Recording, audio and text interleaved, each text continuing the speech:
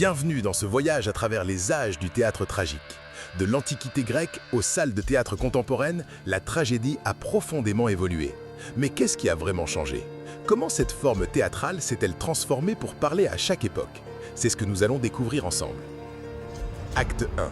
La tragédie antique, le destin imposé par les dieux. Commençons en Grèce ancienne, au 5e siècle avant Jésus-Christ, à Athènes. C'est là que tout a commencé. Les Grecs créent la tragédie lors de grandes fêtes religieuses en l'honneur du dieu Dionysos. Le théâtre n'est pas un simple divertissement, c'est un acte civique. Tout le peuple y assiste. 3 grands maîtres dominent cette époque: Échille, Sophocle et Euripide.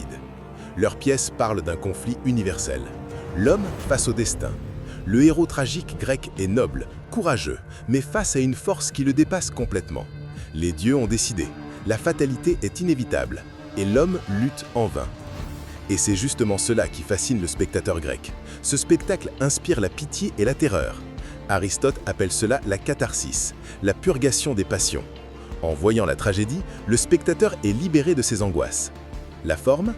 Des pièces écrites en vers, avec un chœur qui commente l'action, des acteurs portant des masques. Tout est grandiose, tout est rituel. Acte 2. La tragédie classique, le devoir contre la passion.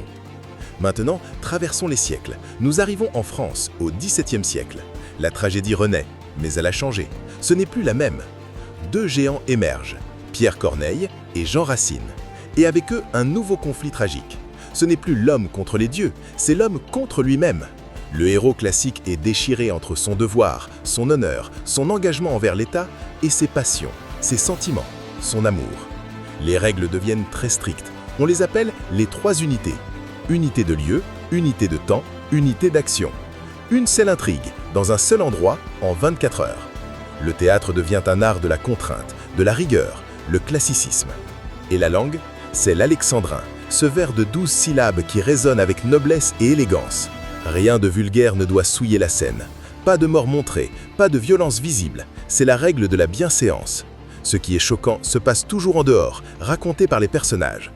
La tragédie classique a une fonction morale et politique. Elle doit édifier la cour du roi. Elle montre la victoire de la raison sur les passions. Elle glorifie les valeurs de l'honneur, du devoir, de l'État.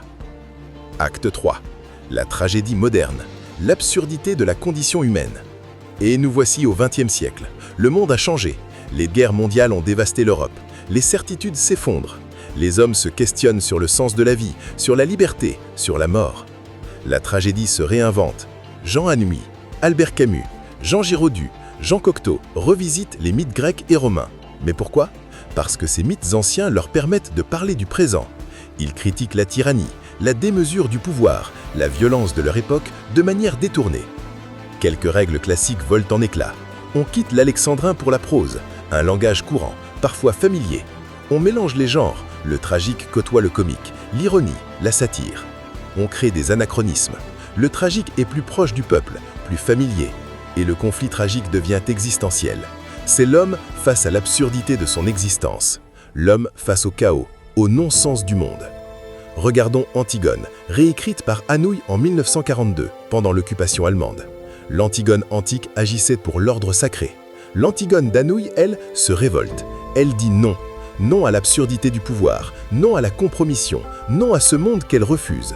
Elle devient un symbole de la résistance. Et remarquez les détails. Les gardes jouent aux cartes. Ils parlent comme des gens ordinaires. C'est l'anachronisme. C'est volontaire. Anouilh mélange le temps quantique et le temps moderne pour montrer que son message s'adresse à nous, maintenant. Le héros moderne n'est plus noble et grandiose. Il est humain, fragile, parfois grotesque. Et le pouvoir, il n'est plus majestueux. Créon, le roi, est fatigué, ride, doute. Il n'y a plus d'héroïsme, plus de clarté. Juste l'incertitude et le chaos. En définitive, 3 époques, 3 visions sombres du tragique. Dans l'Antiquité, c'est le destin imposé par les dieux. Au XVIIe siècle, c'est le conflit intérieur entre le devoir et les passions. Au XXe siècle, c'est l'absurdité de la condition humaine. La tragédie nous le rappelle. Nous sommes tous confrontés à des choix impossibles. Et c'est en regardant ces histoires, ces vies brisées sur scène, que nous comprenons mieux la nôtre. Merci de nous avoir accompagnés à travers les âges de la tragédie.